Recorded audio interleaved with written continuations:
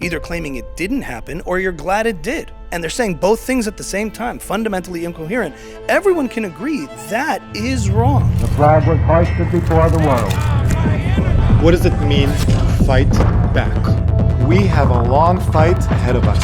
Here I am. Here I am. Here I am. Here I am. Here I am with Shai Davidai. When I started speaking up, I had no idea what I was doing. And about 2-3 weeks after that first video that everyone saw went viral, I was invited to a fundraiser in the Upper East Side at some bar. And I show up. I had no idea what I'm doing. I had no idea who the other people are. And I was at a part of a panel. There was a journalist whose husband was a reserve officer. There was a social media influencer. And then there was a clown. So here I am with that clown, that comedian. Halitzan, right? Did I say that correctly? How do you pronounce your last name? Kozak. Kozak. Yeah. Like the Cossacks. Like Right. that. So here I am with Ami Kozak. Wow, that was a flattering intro. A Jewish comedian turned activist, turned social influencer. Yeah, turned whatever we all had to turn post-October 7th to speak the truth. Yeah. Ami, I always try to start with the same question. Yeah. What kind of a Jew are you? What kind of a Jew? There's like a serious way to answer this and a silly way, and I want my reputation to precede me. But the short answer is I am a modern Orthodox Jew, born and raised in America with a strong a religious upbringing and a Zionist upbringing, Dati Tzioni, you would say, in Israel.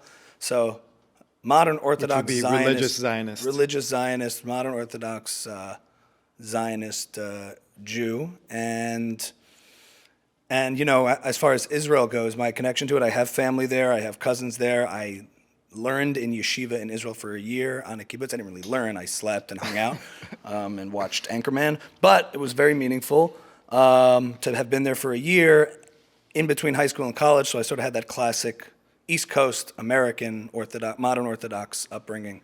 And my Israel education and advocacy, kind of the typical things that you're exposed to in that system, which we can get into. And I put that issue kind of to rest. Like I kind of made up my mind about those things and didn't think I'd have to talk about that anymore. And as we've seen post-October 7th in this world, all those things have just come bubbling to the surface. And here we are. Here we are. So let's delve a little bit more. You know, your response, your media was modern Orthodox Jew. What is modern Orthodox for you? Because as I understand, Jews don't agree on anything, and modern Orthodox Jews don't agree on what modern Orthodox Jew is. You could say lowercase m, capital O, capital M, lowercase o, depending on which little community of the East Coast you live in. Levels of observance kind of vary, but in general, Shomer Shabbat, kosher, but I go to movies, play regular music, secular music, exposed to pop culture, nothing shameful or demonizing about that. Wear clothes like this. For those of us who are orange listening. shoes, for just listening only. Modern clothing, the modern part, which means this belief in engaging with the broader secular world while not compromising on religious observance. And that can translate into different ways. Some people I know turn the lights on Shabbos with their elbow, I don't. But in general, there's institutional things that remain strong, adherence to Jewish law, broadly, but also engaging proudly with the secular world and secular knowledge. Right. Dual curriculum, that kind of thing. Yeah, it's interesting. When I first met you, and this is how complex everything is, and everything is so nuanced. When I first met you, seeing you face to face, you have black hair, you have a black yarmulke, and I didn't even see it. And you're like, you don't even think the guy's Orthodox. And then when you turned around, it was like, wait, this guy is an Orthodox, and he's a modern Orthodox comedian. Secular Israelis have told me that my whole life, because I think in Israel, the way people look at dati and secular, it's a little, maybe you could shed light on this, but there's this binary or prejudging idea of what a religious Jew is, Right. and what a modern or secular Jew is in the context of Israeli society.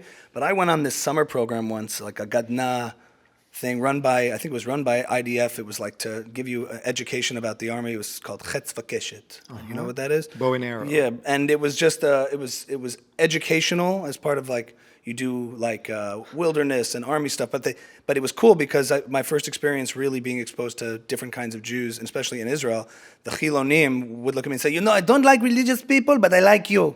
You funny guy, I like you. I don't really like the religious people usually, but you funny guy. Ami mamash matzchik, you funny. And that was kind of a cool way to, I think, make a good impression on people who otherwise put us in a box as being either closed or not relatable. So. And Yeah. and I that's absolutely true. And like growing up in Israel, you have very set notions of different kind of Jews and who we stand for, because in Israel it's also built into the political system. Sure. But I do think that, or I feel after October 7th happened, those lines blurred.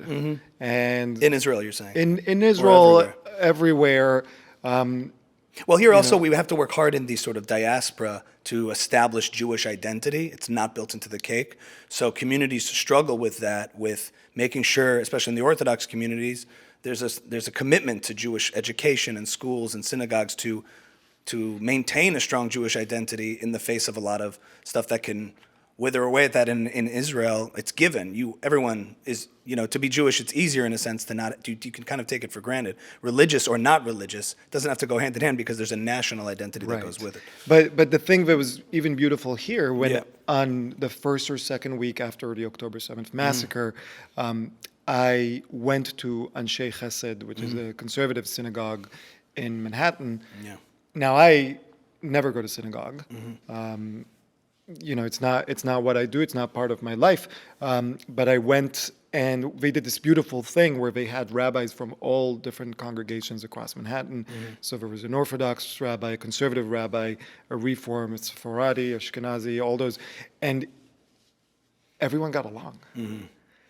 And I remember, and everyone's crying and everyone's bawling, and we're all still traumatized. And I went home and I told my wife, if we can make this reality, if this can be routine, we're going to beat this. Right. So. I heard Rabbi Wolpe explain what it means to be a Jew. What are Jews? Because everyone's always trying to ask that question. What are the Jews? Is it a race? Is it an ethnicity? Is it a religion? And this is a conversation that's getting a lot of attention in a lot of negative ways today. And in some ways, you have to be called to answer that question and define it. But he had a good explanation where he said that being Jewish is being part of a family. You're part of one big Jewish family. So even if you stray from it, you're still part of this family, no matter what your level of practice or observance is, or denomination, or ethnicity or race, you are part of this family. And I think what you're talking about is... And you don't have to like family. We experienced, exactly, we experienced the family tragedy. And in an individual family, when there's an unspeakable tragedy, even if there's sibling rivalry, or even if there's been rifts amongst the family, people come together in that state of sort of collective shiva that the Jewish community globally felt.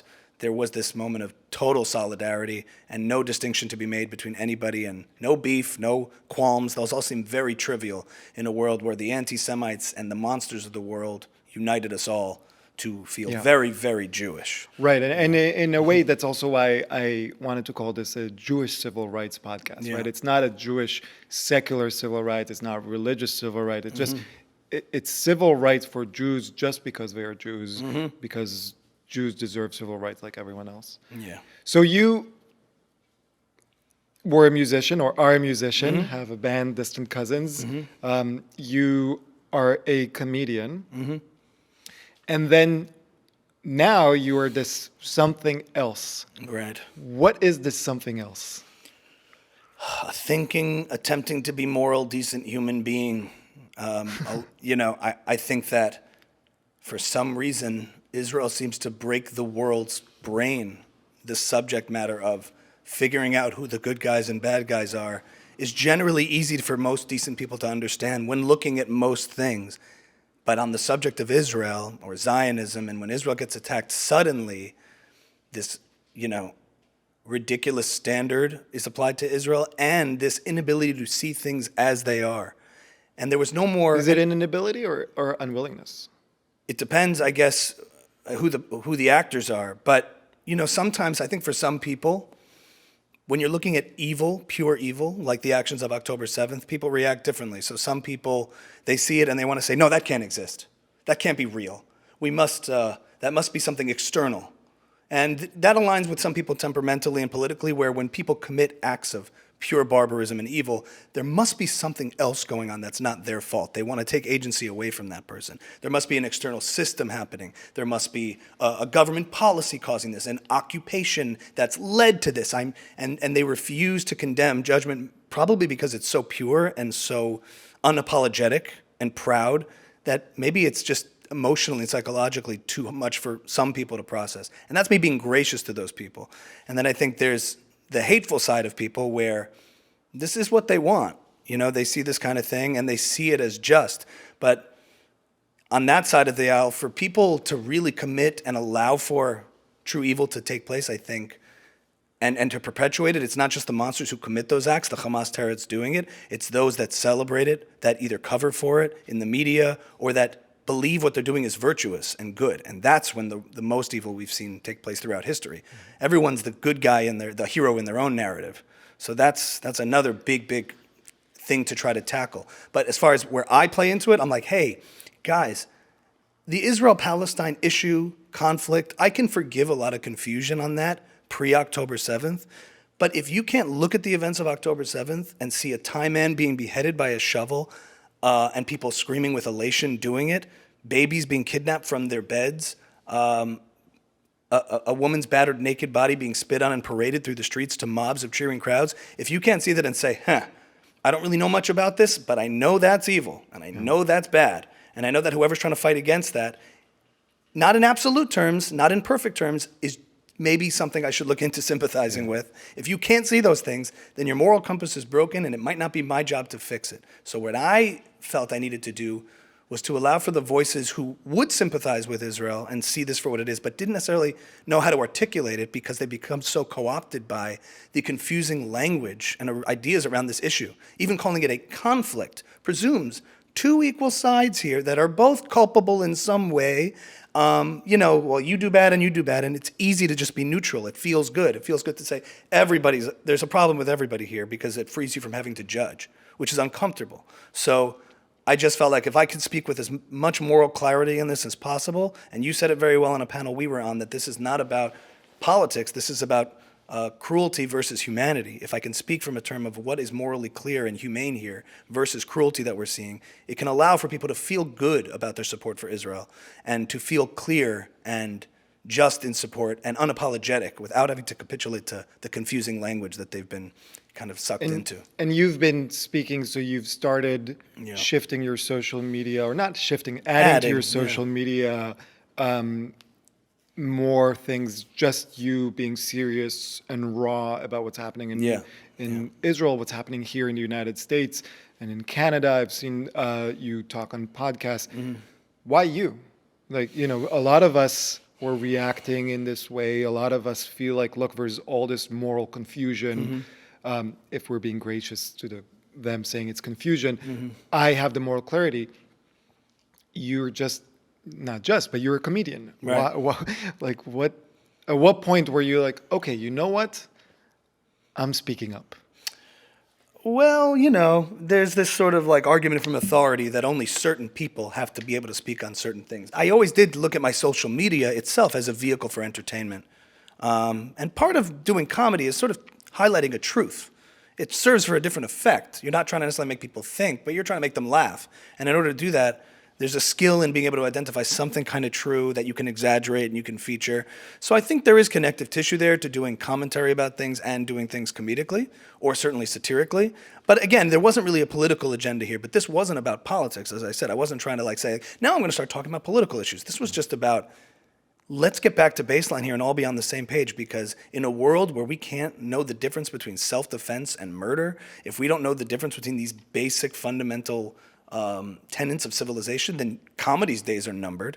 These kind of things, the arts, entertainment, being able to laugh with each other, they exist in a world, they can only exist and be sustained in a world where we have a basic understanding of each other's humanity and decency. And when that starts to collapse, those kind of things kind of need to be corrected. It's sort of like if you're ill, if you're sick, it's hard to do anything else. So if I feel like the world is becoming really sickened by this, you have to first get everybody healthy and understanding of things before trying to entertain them. And they're not mutually exclusive. Eventually I shifted to try to use some satire to try to highlight what was going on, and I brought more comedy back into it. But as far as who am I think also I made a few things just from a pure place of just my own personal story of being a grandchild of 4 Holocaust survivors. I was always like under this impression of, it can never happen again. How did it even happen then? How could that have happened? It wasn't in like a third world, it was in the first world. You're left with this confusion, but you're also comforted that it can never happen here again or in the West again. Like, we're past that. It was weird that it happened and it always mystified me, but post-October 7th, this is how it happens. This is how you can dehumanize entire populations of people, give a few code words, and I'm a big Jordan Peterson fan, and he used to talk about how, the entire Nazi propaganda was rooted in compassion, The idea that what they were trying to do was cleanse society, was trying to make society better by killing all of the Jews. And you're seeing the exact same language and MO here. So in seeing that, I just felt like... virtuous hate. Yeah, so in seeing that, I was just like, okay, this is not a political thing I'm turning my Instagram into. I have to speak to this. And some people called me out for saying, like, how come you haven't spoken about all these other issues around the world? Why are you selecting this? And the answer is because as human beings, we all have subjective values too of things that matter to us personally. And I'm not trying to say that this issue is more important than other tragedies around the world, but to me personally, it was. So I'm not trying to say those other things don't matter, but they're trying to tell me it shouldn't matter to me. They're trying to dismiss my own personal connection to something for the sake of other global issues, which is pretty offensive. I think anybody should be able to talk about whatever they want, and back to the point, this issue was close to me, coming from Holocaust survivors, knowing what I know about Israel and the background and the story, and being able to articulate it in a way that people responded to, like being able to say what people are thinking and can't say, or having trouble saying. I think comedy accomplishes that, and I think this kind of commentary can accomplish that too. So in doing these videos, I started to see that it was helping, and I was happy to lend my voice to that if it could be helpful to people who have been telling me, this is what I'm feeling. I just couldn't get it out in this way, and it's cathartic to hear it. Yeah, you point to the people commenting saying, "Oh, why have you talk about other stuff? Why this?" And Rabbi Dana Fursko talks about how only when it comes to anti-Semitism, only when we highlight anti-Semitism, people start saying, "What about?" Anti-Semitism and racism, anti-Semitism and Islamophobia, anti-Semitism and climate change, and it has to be bundled with other things, because on its own, it's not enough to condemn. Exactly. And I think, and the problem is that, a lot of times people talk about anti-Semitism and Islamophobia. Both are really, really important problems. By bundling them together, you're doing a disservice to both groups. Yeah, I mean, would you ever, to me, it's akin to going to somebody's house who's just experienced a personal tragedy and saying, listen, I'm sorry about your parents, I'm sorry what happened, I'm sorry about the car accident. But a lot of people die in car accidents all over the world. And I've never heard you complain about that So before. I'm just saying, why haven't you spoken out about somebody else you're not connected to or don't share a common history with or connection to or peoplehood with? Why have you not spoken out for them? Why are you only mourning when it's your parents? Nobody would say that. Everybody understands that as human beings, there's objective things that are wrong, like tragedies across the world, atrocities across the world, all should be condemned equally from an objective standpoint. And as subjective individuals that have families and personal connections and shared culture and history, it's a different thing. And everybody gets that. But for some reason with Israel, everyone gets offended. And the irony is that when it comes to points that the other side wants to make, it's not some eyes on, it's all eyes on, meaning nothing else matters other than whatever you are told to look at right now. Well, that's interesting too, yeah. So, and I've heard you in a panel make this point, which really kind of I found very compelling, which is that now you understand better your grandparents' experience, not the experience during the Holocaust, but the years leading up to the Holocaust. Yeah. What have you understood better? Like, because I know that a lot of times the comparisons are fraught. I've been making a lot of comparisons to the 1930s. Not everybody likes them. I always caveat this with saying, look, it's different. I'm not saying that, ... But at the same time, we can learn from what has happened. But you're saying the opposite. We can learn from what is happening to what has happened. Right. Well, yes, I think the problem is, and I don't want to get political or calling out any, well, maybe you have to, because I think we have coming from a culture now that has cried wolf and overused terms like racism and anti-Semitism where it does not exist, to shut down ideas they don't like and to jump to conclusions about what people are thinking and feeling. And I think that's led to this proverbial, like, I don't even know if I'm using that word right, but like the eye roll of the world just by hearing anti-Semitism, so that when it really does exist and when the alarms are being, and our antennas are really going off, people are like, oh, what, anti-Semitism again? You mean just like, you know, it's like when you call Whoopi Goldberg and Richard Spencer the same term, it loses its meaning and it loses its weight, you know? And I had a conversation with Rabbi David Wolpe about it. It's like, save the term anti-Semitism for those who really deserve the term, you know? And there's a difference between someone who doesn't understand a subject. For example, I don't know, there was an example of it is Whoopi Goldberg on The View said, like, the Holocaust was not about race. It's about man's inhumanity to man. I don't know if you remember that. But like, she was sort of punished for it. And then in talking about it, she says, I'll never bring it up again. That's not what we want out of something like that. We can, our advocacy groups can pat themselves on the back all day for we showed her.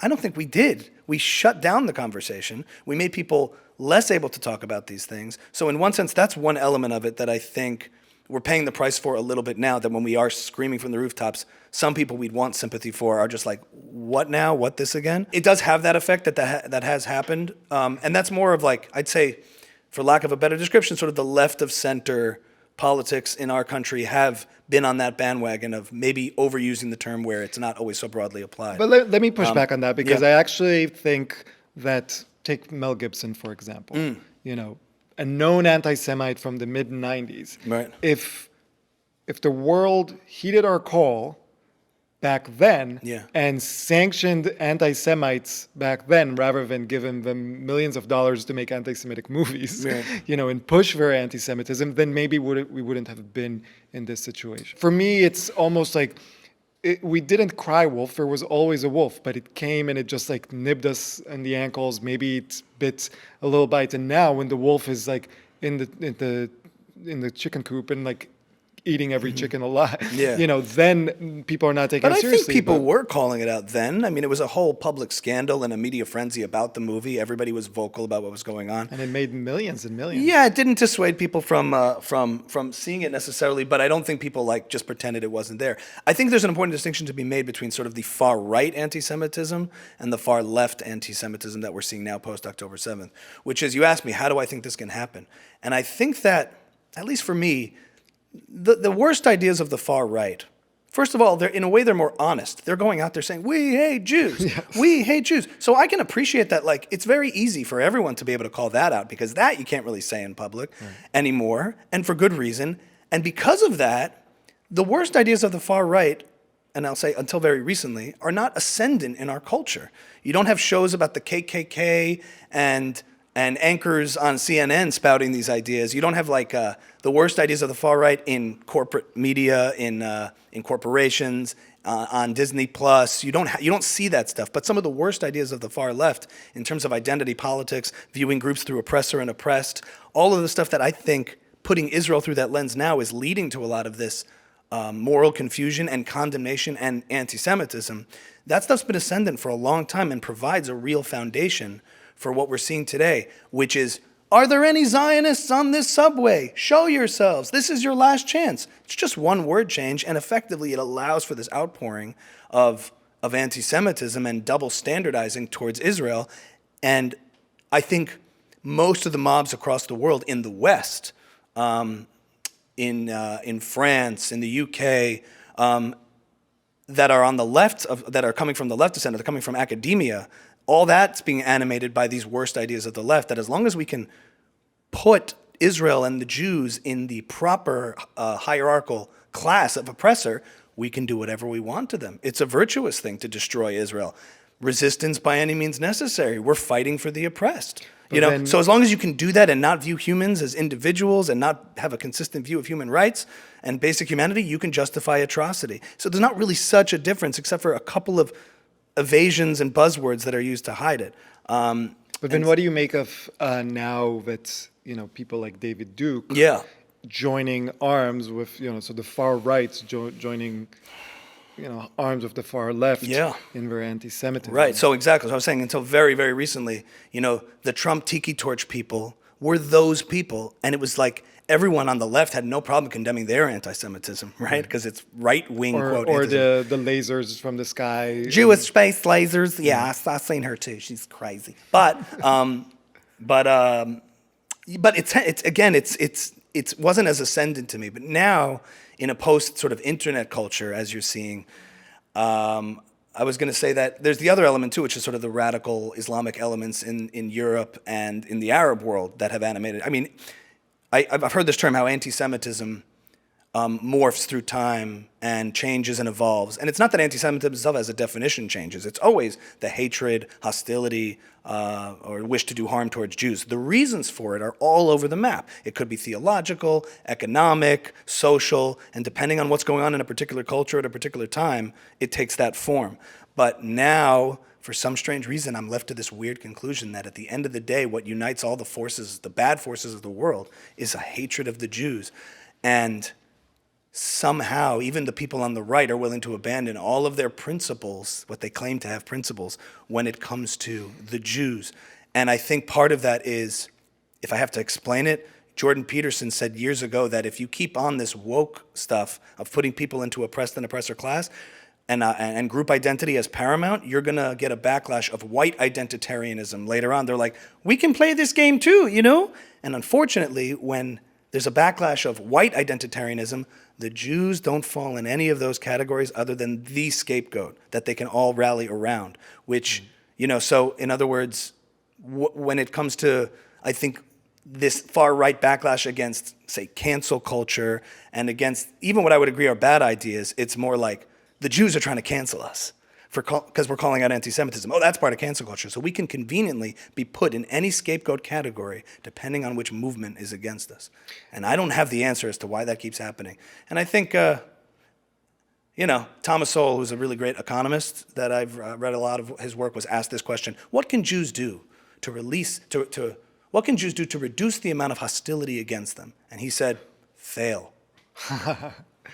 Yeah, well, but if we fail, then we are the parasites on the society that... Right, that's the Douglas Murray thing. They hated them when they have a state, and they hate them when they don't have a state. They hate them when they're rich, and they hate them when they're poor. Who will protect the Jews? Yeah. Only the Jews will protect the Jews. Not Europe, not the Arab world, the Jews. And that is what it means to be a Zionist. For people listening in, yeah. I should say that Douglas Murray is not here. You don't know that, Shai. You don't. Well, no, he just did the monk debate. Did you see that? It's going around today. It's absolutely... He was public about it, what it means to be a Zionist. Anyway, sorry. But, I'm a big fan. But anyway, yeah, it's fail. And it's being tongue-in-cheek. It's like as long as we keep sticking around... Yeah, it's as long as we exist... Yeah. But then, so it's up to us to fight. And that animates the whole conflict to me in the Middle East, too. It's not that Palestine doesn't exist as a free state. It's that Israel does.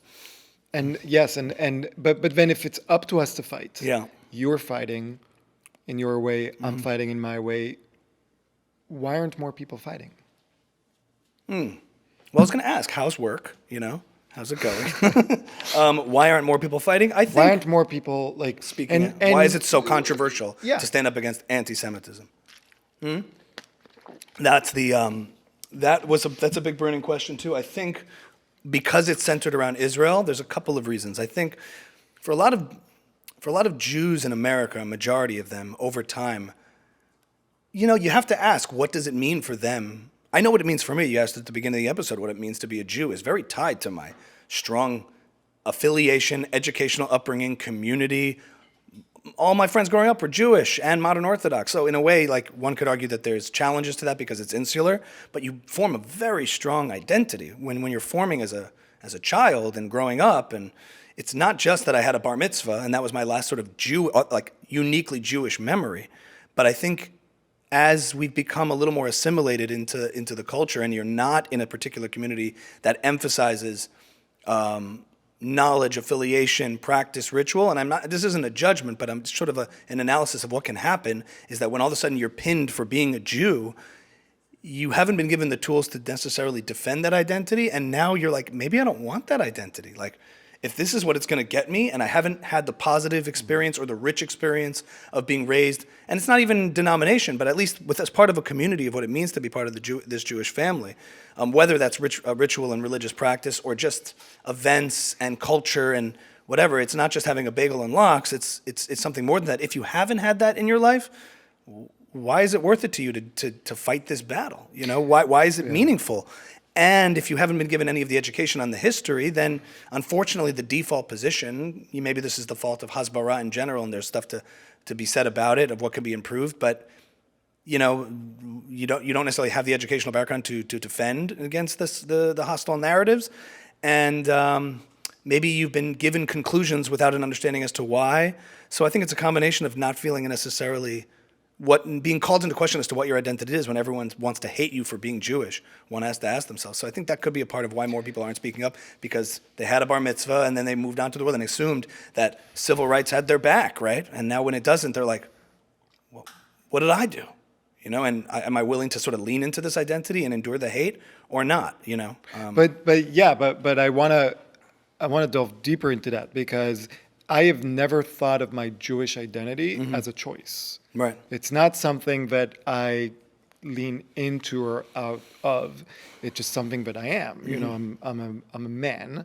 I am Jewish. I'm Israeli. I'm a dad. You know, it was a choice being a dad, but now it's not a choice. I'm stuck with my kids. I love them, but it happens. You know, when you saying that people, you know, that American Jews are, and of course we're talking broad brushstrokes, but many American Jews see that, like, should I be Jewish? Right. Like, yeah. So I think it's like, to what extent do you say you're Jewish versus Israeli? I'm just curious how that translates for you. So I've always been Jewish and I've always been Israeli. Israeli was front and center for many, many, many years. I think after October 7th and the reaction here in the US, my Jewish identity became front and center, not because I chose to, but because the world started pointing and saying Jew. Jew. But if you divorced your Israeli identity from who you were, even all these years growing up, which is what effectively is Jews in the diaspora, Europe and America, who aren't affiliated with a stronger community that has consciously built a community with institutions, I think in Israel, religious or not religious, affiliated or not, the Jewish, Israeli, the peoplehood aspect of it, the nationality, the patriotism, all that's kind of bundled into one singular identity. Because I'm not Israeli, but I am as proudly Jewish as ever. But I don't know if in Israel it's as cleanly, you know, thought of that way. Where I think so, it's harder to appreciate that somebody here might just be kind of, I'm Jewish and that means something to me. But when I'm now challenged on it and hated for it and forced to sort of make no apologies for it, rather than looking, you know what I mean, rather than standing strong on it, it makes you call into question what it means, and if there's not a lot of substance there or background or experience to pull from. And I'm making presumptions a little bit, but I wonder if that could be a big problem of why people feel like it's harder for them. And maybe there's this cultural idea of we want to appease, we just want people to like us. Listen, we're going to write a strongly worded email, but that's it. It's like we just want to go to med school and do some things. Please, just leave us alone. So there's a part of a collective culture of just appeasement that. But let's Jews delve into being that. strong, that's kind of more of an Israeli or Sephardi thing, but in the general Ashkenazi where we're like, okay, sorry. So I'm That's another going to get so much hate mail from everyone wait. except Ashkenazi Jews, Sephardi, because of you. But Yeah. I'll just forward it to you. Let's do it. Harif, we're getting spicy. But okay, so let's be gracious. Like, let's say someone is they want to lean into their Jewish identity. They might not have the depth of community. They love their Jewish identity, but they're afraid. They're worried. They don't know. They've been thrust into this situation without an armor, without some training.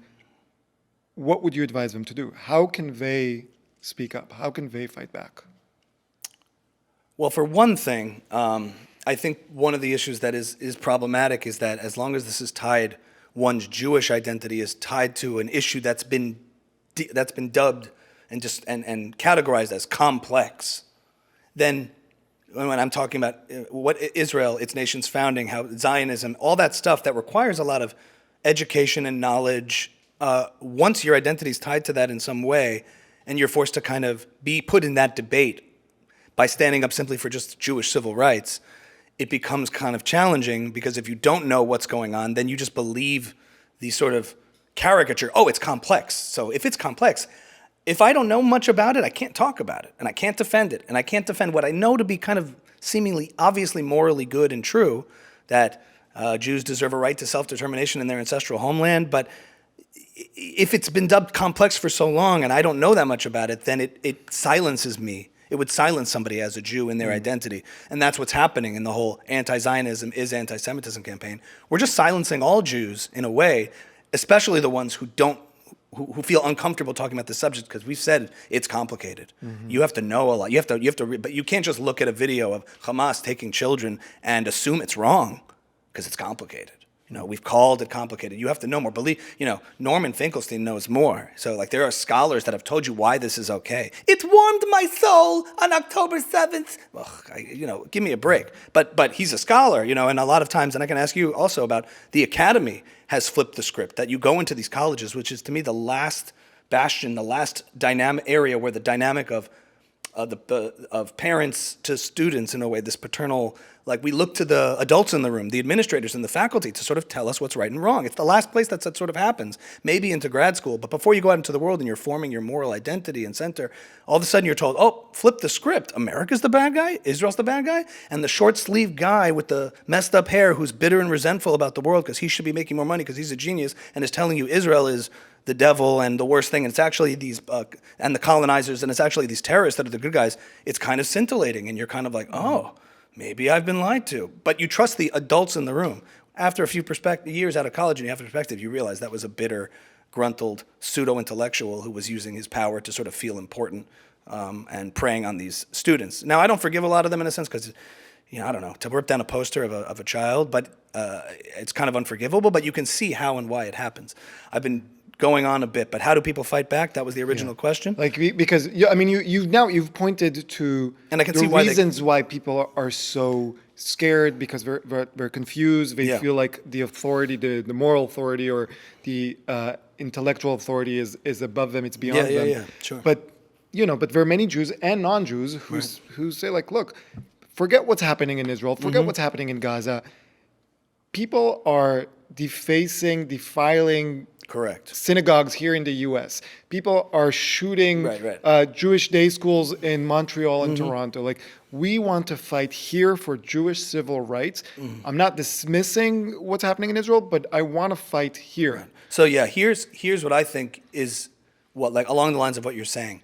You don't have to be a Middle Eastern scholar. If in fact the haters on Israel right now are claiming we're not anti-Jewish, we're just anti-Zionist, it has nothing to do with Jews, and you were seeing these swells of anti-Semitic incidences and hate crime stuff, then you can point out and say, hey, I may not know much about this conflict and what's going on, and I can't comment on that, but if it's just a critique of Israeli policy, why can't you count Jews amongst equals as under who deserve civil rights protections and to feel safe on campus? And why can't we also be held to the same standard of equal protection in our society, culturally and socially? And why don't we have a right to feel safe? Why aren't, even if you're the most pro-Palestinian person, you think Israel should be Palestine, and you have disagreements on the history, and you have that whole narrative, how could you show up at the Nova exhibit and protest the slaughter of Jews, either claiming it didn't happen or you're glad it did? And they're saying both things at the same time, fundamentally incoherent. Everyone can agree that is wrong. I don't care what, I don't care what your political philosophy or your views on Zionism technically or what the area of the land should be or not be. But we can all agree humanity versus cruelty.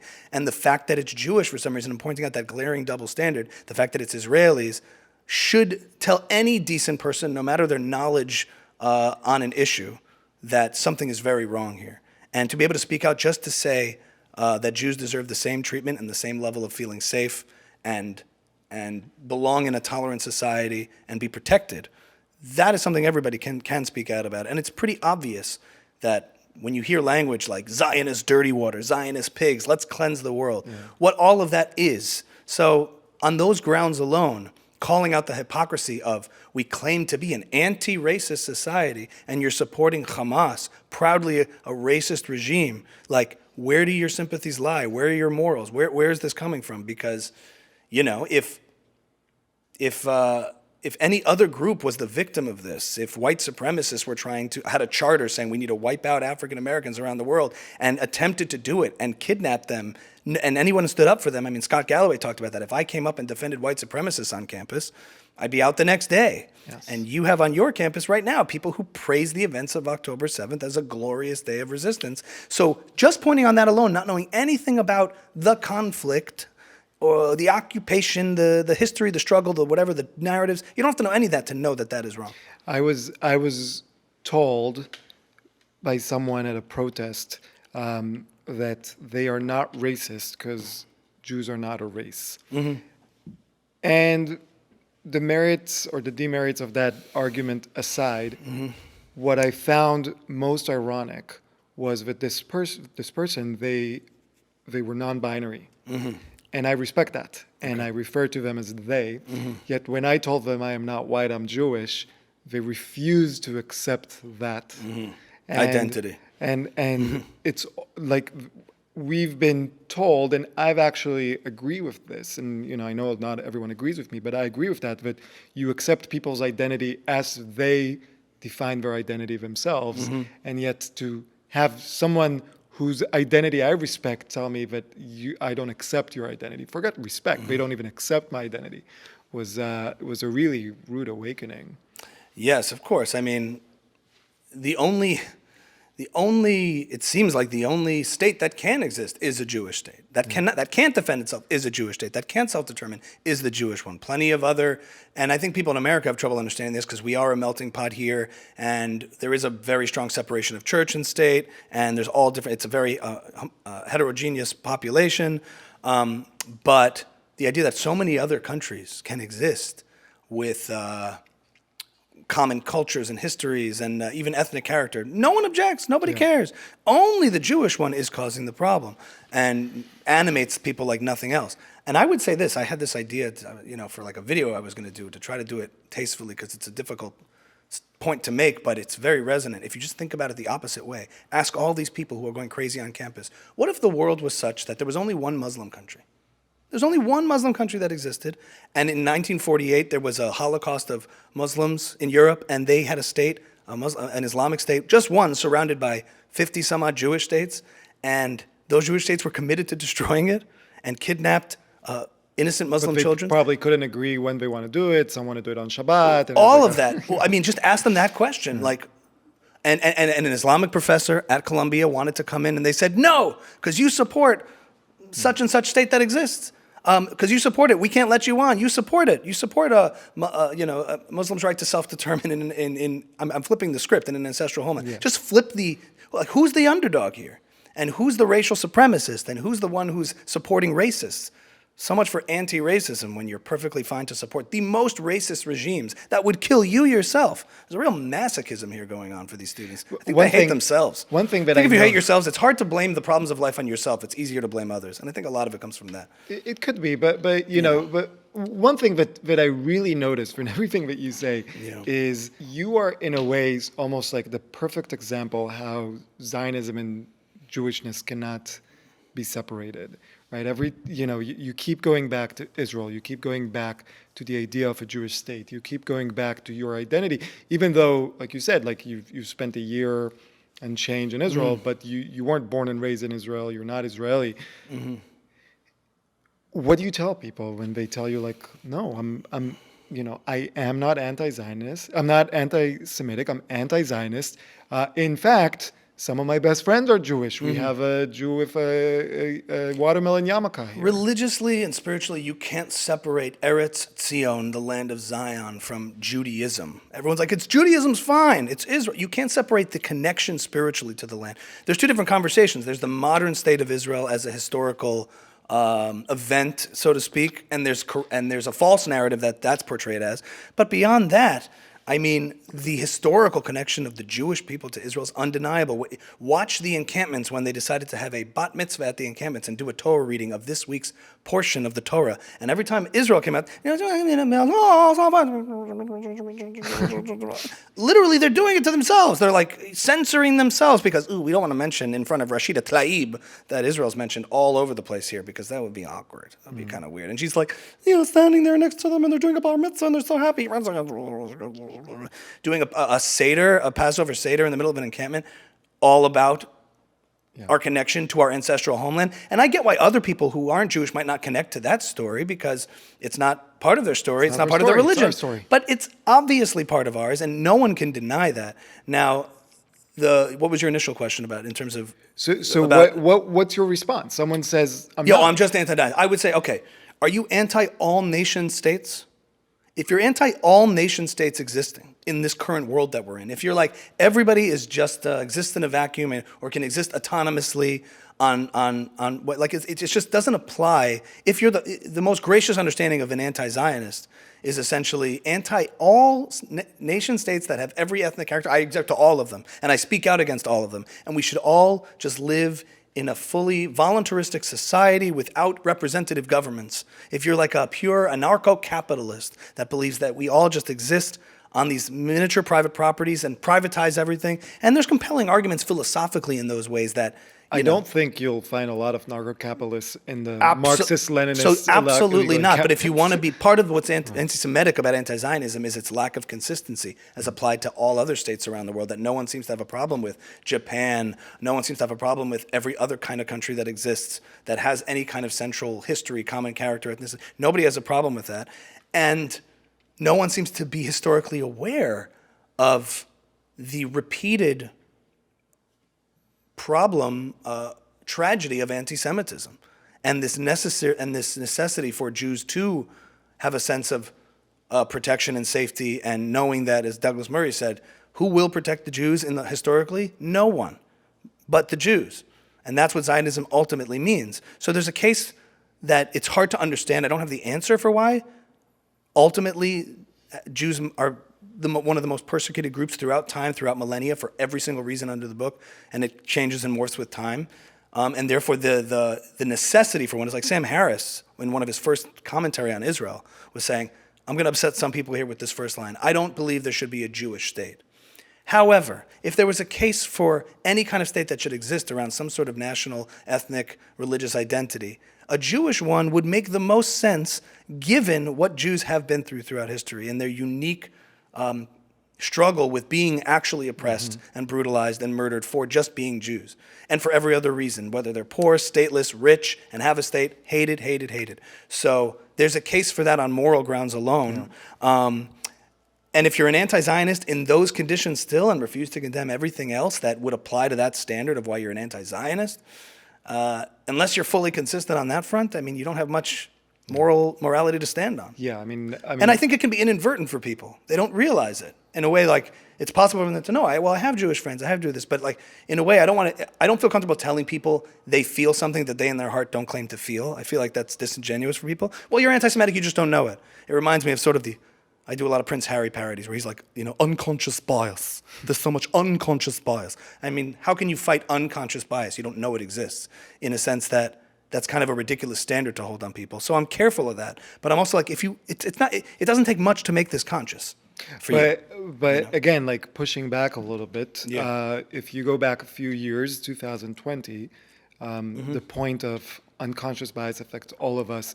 We should all be aware of our unconscious bias. Forget the lack of logical consistency there. We cannot be aware of something that's unconscious. But floating that to the surface talking to people about be aware of your implicit racism, understanding that you yourself have that, even though you want to believe yourself as a good person. Right. The problem with that was, fair point, but at the time in 2020, if I'm pushing back a little, which this is getting fun, this is going to get interesting, that was only applied to white people. That only white people possess the unconscious bias, and they're the ones who need to work on it based on their immutable characteristic of whiteness. It's by virtue of your white skin that you're racist, not by virtue of just being a human being interfacing with a world of different people. Obviously, everyone has prejudices and things that are unconscious of them to try to learn about and understand and, combat prejudices you may have. But that standard was really aimed very, very calculatedly and explicitly at white people, which made it pretty racist. No one was saying we all have unconscious bias. No one was making the claim that African Americans have an unconscious bias to white people and vice versa, or to other groups. I mean, immigrant groups have unconscious bias to each other, but it wasn't a conversation being had and equally applied, given if we're talking about similar standards with regard to Israel or with regard to these issues. So I think that was the main pushback. Most of the argument, especially on campus, about these topics and in the culture was, it's white people exclusively that have this because they're white. I don't care where you're from. I don't care who you know, what relationships you have. Your melanin in your skin is determining your biases, which is I think, a bad idea, like a repugnant idea. Not the idea that we have these biases. My issue is mostly of there's so much explicit bias. Why focus on the implicit bias, right? Exactly. And there's so I don't know what's in people's heart in these illegal encampments. I don't know what's in people's hearts and minds when they're shouting globalize the intifada. I do know what intifada means. I do know what globalize means, and that is dangerous. And I don't care what you mean or what you think you mean or what you think that you think you mean.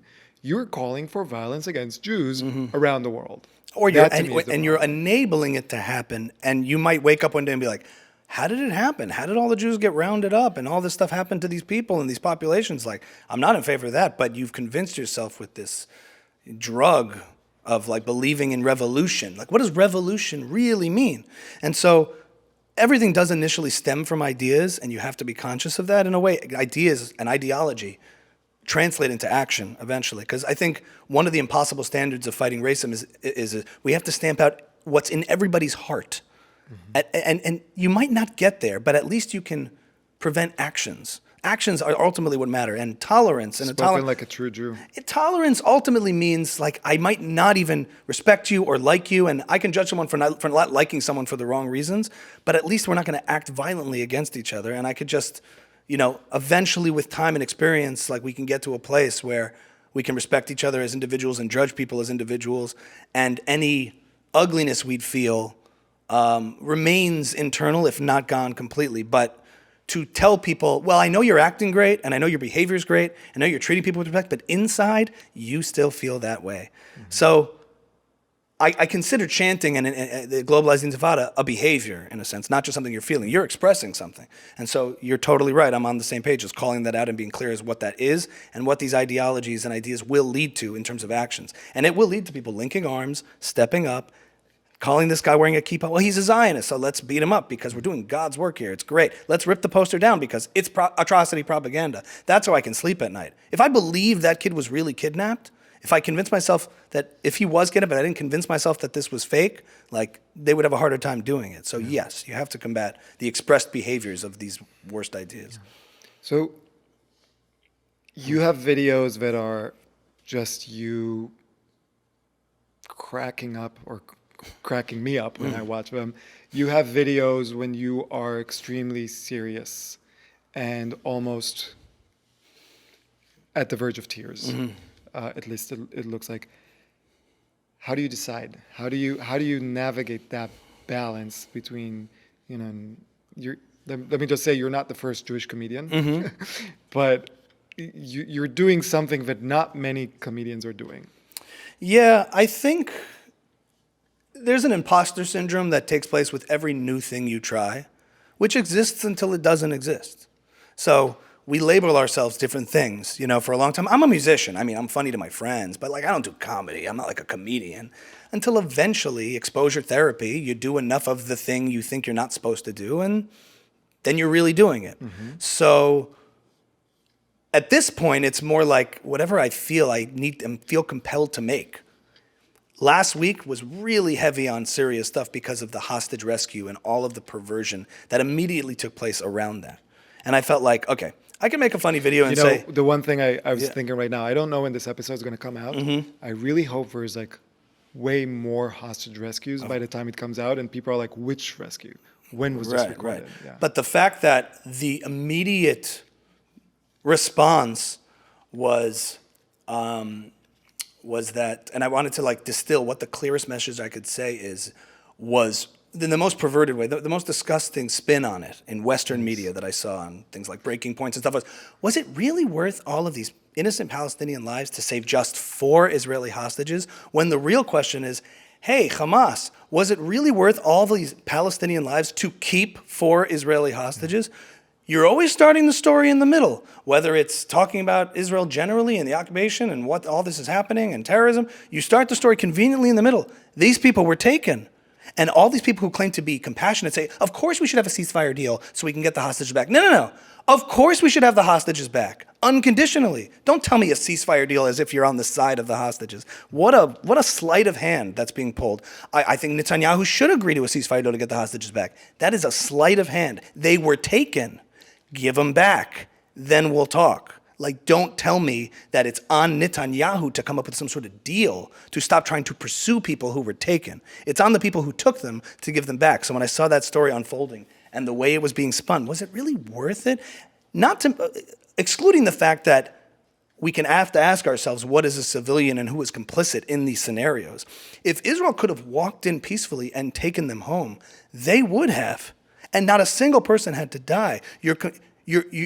Terrorist or civilian had to die in the pursuit of these hostages. The reason it happened was because in trying to get them, the car breaks down and they're trying to... Well, it doesn't break down. They shot at they the shot, car. Okay, whatever it is, you're going into a zone where they're wanting to kill these soldiers. What are they supposed to do?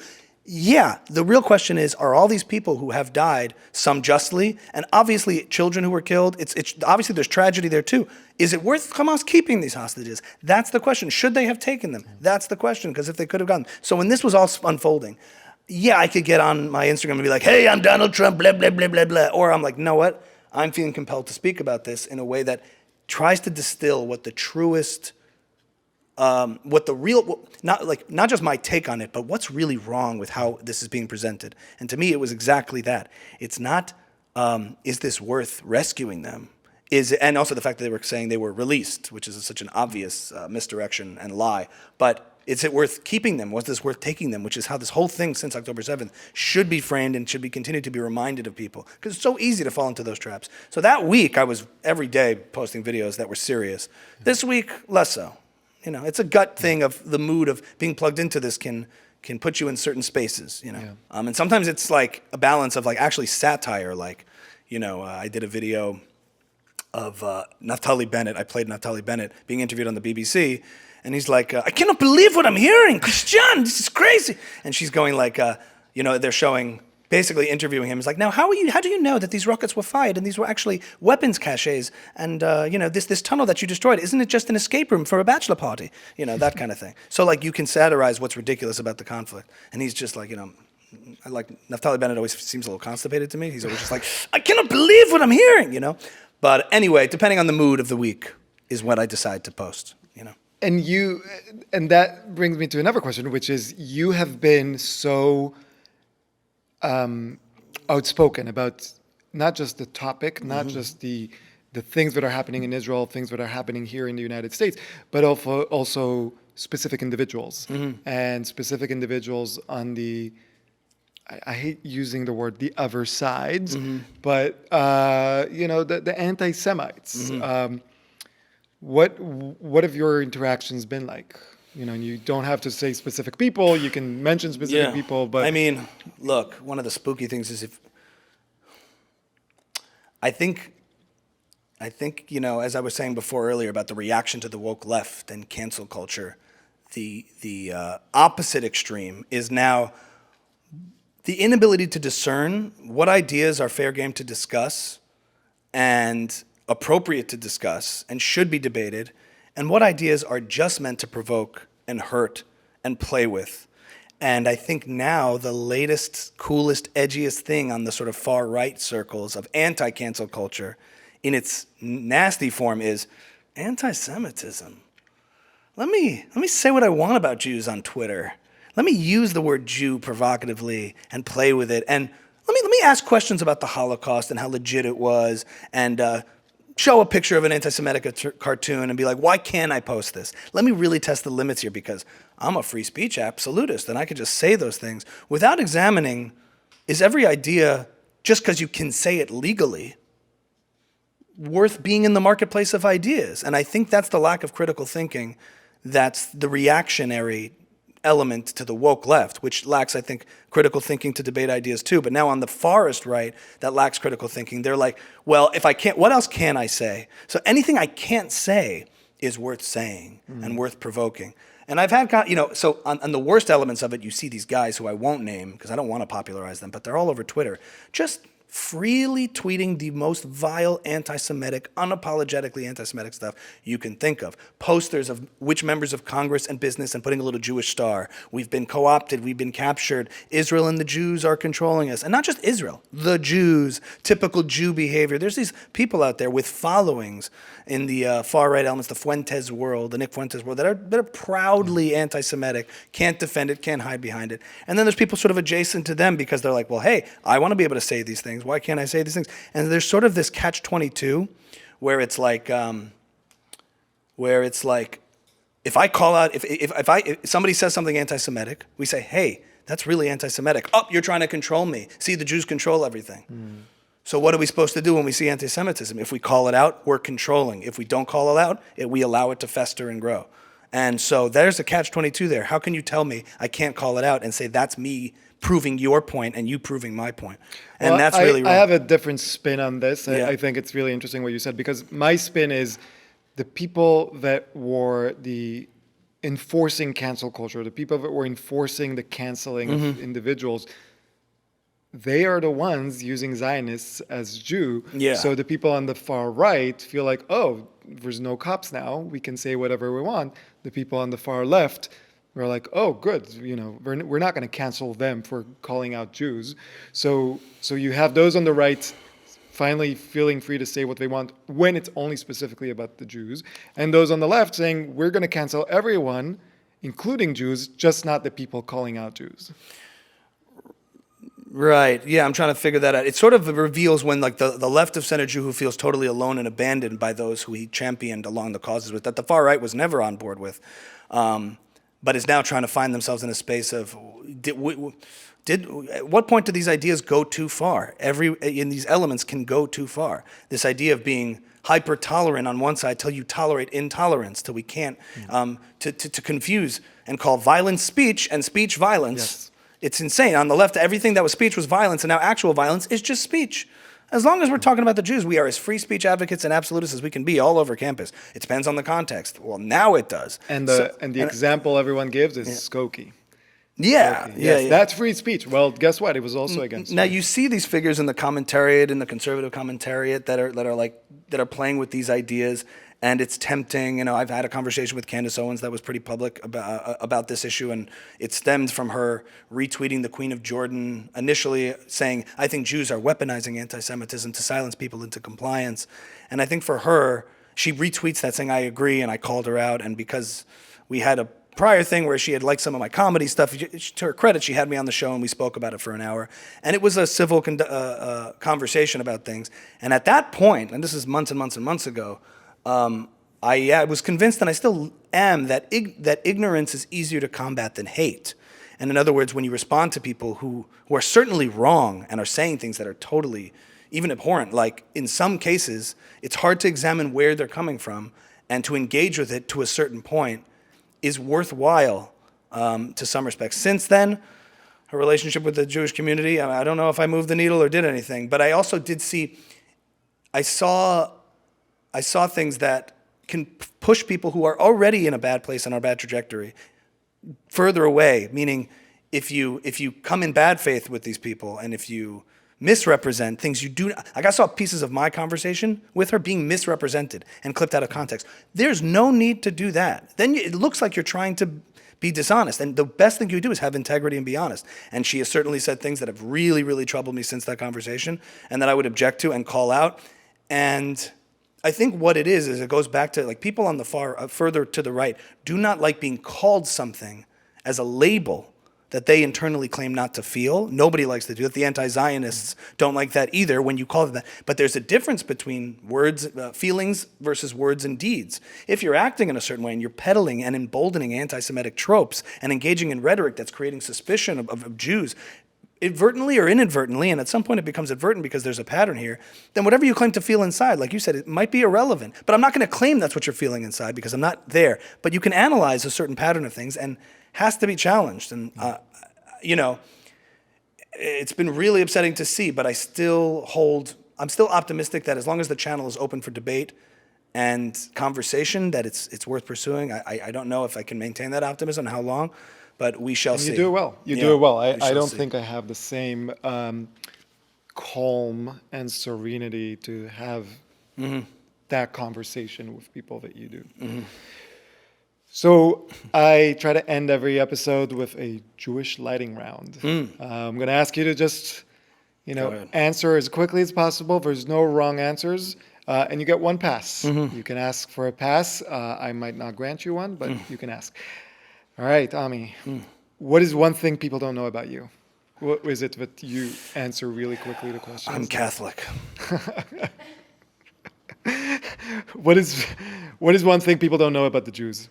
We're only 15 million people. What is your favorite curse?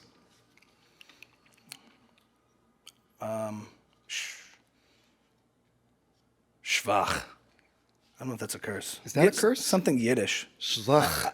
It sounds like it was so schwach. It's not a curse. It sounds like the sounds I make when I bend over. Yeah, now. much. That's so schwach, nebuch. They're not curses, but I'm going to go with words. When was the last time you cried? Oh, I know what it was. When Jerry Seinfeld was interviewed by Barry Weiss, and she asked him about his trip to Israel, and Jerry, who has always maintained sort of a stoicism and a calm as a public persona, and as a prominent Jewish figure who's been somewhat outspoken about this, and went to Israel, and I've always admired most his commentary on comedy and life, and he just paused and broke for a second, and she asked him, and what was that like for Israel?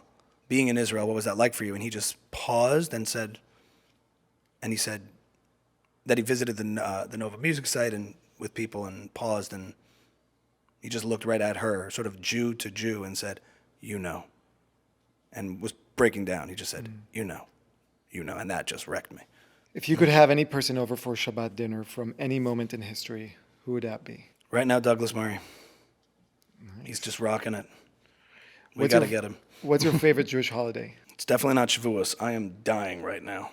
The dairy, everyone's like, oh, Shavuos, we're going to eat light. And they're stuffing themselves with lasagna and cheesecake, Jews and lactose. So it's not Shavuos.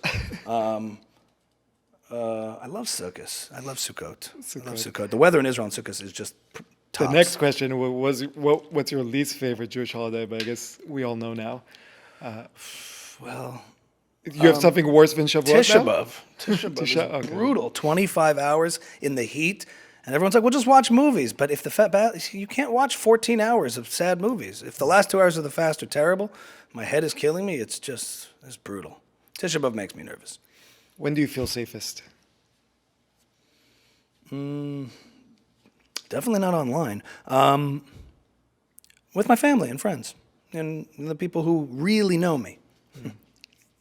When do you feel least safe? Washington Square Park. I second that. There's hostage poster ripper downers everywhere and purple hair. And I'm looking around, I'm like, you're definitely okay with that. Just to know that that's in people's hearts is pretty spooky. What gives you hope? I think that for all of this challenges and things that we're facing, telling the truth and speaking for that truth speaks to a silent majority, and I say majority, of good and decent people out there who are watching this whole thing happen, perhaps impartially because they're not connected to it. Jews are 15 million people, 0.02% of the population.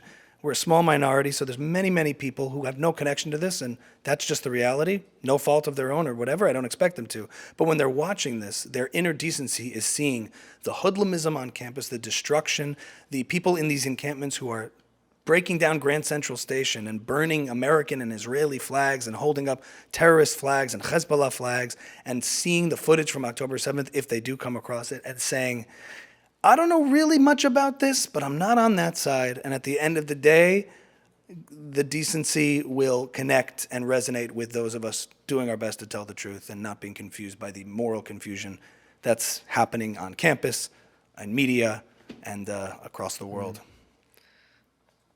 Finally, every episode I urge the listeners to donate to one charity that does good in Israel or across the Jewish diaspora. Where would you want people to donate this week?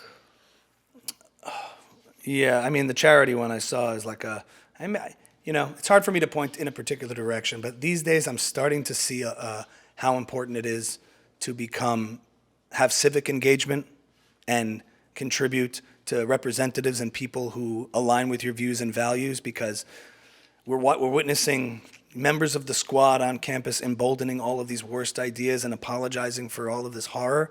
And they start in very local districts, and it becomes significant when our representatives are there in politics. So you're saying more money in politics? More and more money in politics. Yeah. I would say that to be engaged and involved in that way, as far as charity, I mean, there's so many things you could contribute to. But it's hard for me to pin down one, because it's hard for me to stand on one. But in general, to be engaged, otherwise this stuff can sweep over your head and you find yourselves in a world that is pretty frightening. Yeah. So more money in politics. I raised $50 million. Ami, where can people, overnight. Where can Overnight, people find folks. you? You can find me on Instagram, TikTok, at AJ-Comedy, Ami Kozak Official, and Twitter at Ami Kozak. And my band is called Distant Cousins. We're making music. We're making Jewish music, English music, all put together, and you can find me all over social media. And my podcast is called Ami's House. Me and my co-host, we talk about all these kinds of different ideas. It'll be a good schmooze. We'll have you on. I love that. So, throughout history, the jesters have been the most important people in the courtyard, and I see you as one of the most important people in this fight. You have a skill that many of us don't possess, and you use it for good. I have the best words. Yeah, thank you. So Thank you. here I am with Ami Kozak.